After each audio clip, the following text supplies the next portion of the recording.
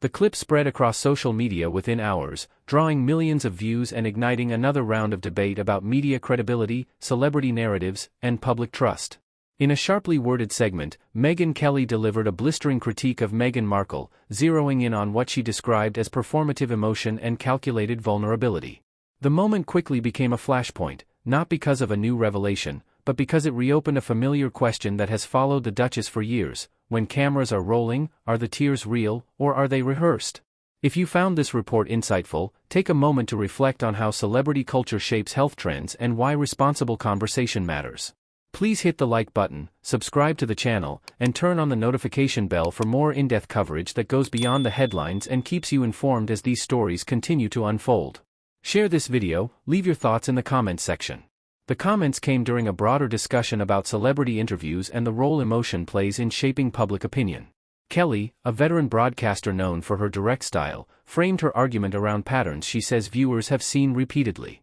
She pointed to televised moments in which Megyn appeared tearful while recounting personal struggles, arguing that the timing, framing, and delivery felt designed to disarm critics rather than answer substantive questions. According to Kelly, this was not an isolated instance but part of a consistent media strategy. Kelly's critique focused less on any single reminder of Megyn's past interviews and more on what she characterized as a formula. She described scenes in which lighting is soft, pauses are carefully placed, and the subject appears on the verge of tears at precisely the moment when scrutiny intensifies. Kelly argued that these moments function as emotional punctuation marks, redirecting the audience's attention away from facts and toward sympathy. In her view, the effect is powerful, but also manipulative. As the segment unfolded, Kelly contrasted Megyn's televised appearances with the expectations typically placed on public figures under scrutiny. She noted that politicians, executives, and even private citizens involved in controversies are routinely pressed for clarity and consistency. Emotional displays, Kelly argued, should not exempt anyone from those standards. She questioned why Megyn, in particular, is often shielded from follow-up when emotion enters the frame. The response was immediate. Supporters of Megyn pushed back, accusing Kelly of cruelty and dismissing genuine pain. They argued that public figures are still human, and that expecting composure at all times is unrealistic, especially when discussing family conflict, mental health, and intense public pressure. Critics of Kelly said the commentary crossed a line, turning personal expression into a punchline. But Kelly anticipated that reaction. She addressed it directly, saying the issue was not whether Megyn has experienced hardship, but whether those hardships are being selectively presented to craft a narrative. Kelly emphasized that skepticism is not the same as denial. In her words, questioning presentation does not mean dismissing experience. It means asking whether the audience is being guided toward a conclusion without being given the full picture. Media analysts weighed in as the clip gained traction.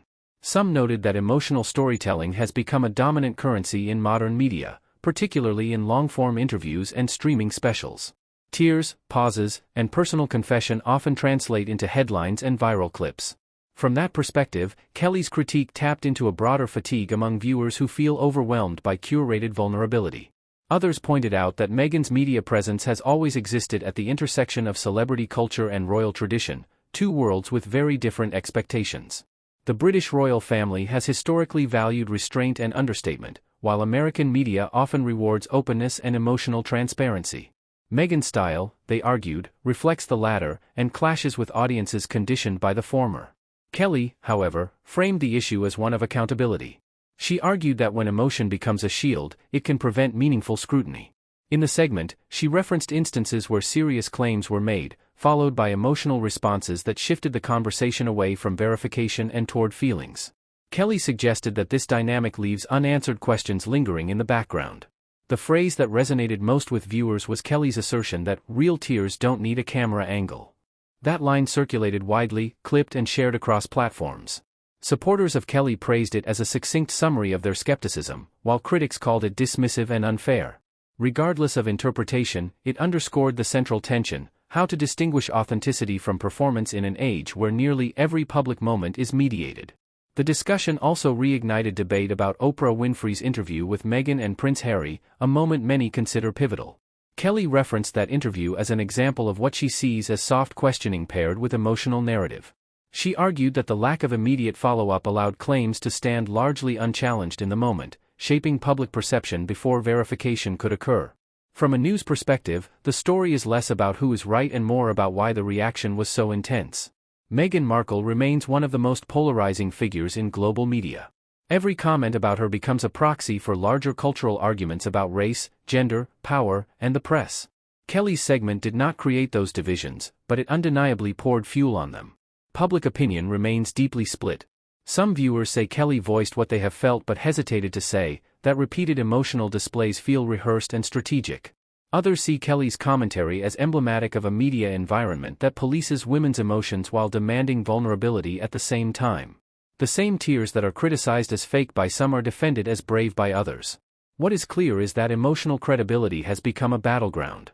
In an era of carefully produced interviews and personal brand management, audiences are increasingly wary. They scrutinize not just what is said, but how it is said, when it is said, and who benefits from it. Kelly's critique resonated because it tapped into that skepticism, regardless of whether viewers agree with her conclusions. As the clip continues to circulate, it has taken on a life beyond the original broadcast. Reaction videos, opinion columns, and social media threads have dissected every word. Megyn has not responded directly, and historically, she rarely addresses individual commentators.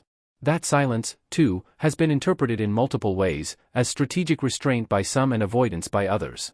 For newsrooms, the episode serves as a reminder of how quickly commentary can become a headline.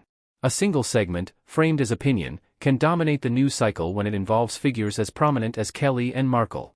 It also highlights the fine line between critique and condemnation, a line that becomes harder to define when emotion is the subject. In the end, the question raised by this moment is not easily resolved. Can audiences reliably judge